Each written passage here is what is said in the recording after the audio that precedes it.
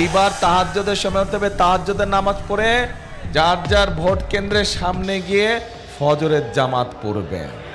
পারবেন? ফজরের জামাত পড়ে লাইন দিয়ে দাঁড়া যাবেন যারা যারা ভোটার যেই এলাকা ভোট দিতে দেয় নাই। ঠিক একইভাবে এইবার আবার ষড়যন্ত্র শুরু হয়েছে একটা দলের। পত্রিকার খবরে এসেছে এই যে প্রবাসী আমাদের ভাইরা থাকে তাদের জন্য পোস্টাল ব্যালটের কথা আমরা বলেছিলাম অনেক আগে থেকে। এই সরকার সেটা পূরণ করেছে, সবটা না পেলে অনেকটা করেছে।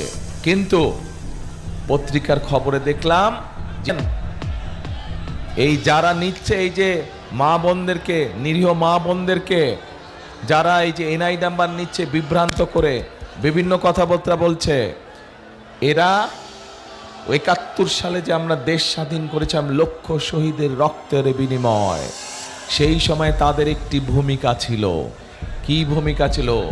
এই দেশের মানুষ তাদেরকে, বাংলাদেশের মানুষ 50 বছর আগেই দেখে ফেলেছে যে তারা কি জিনিস, তারা কি জিনিস বাংলাদেশের মানুষ দেখে ফেলেছে।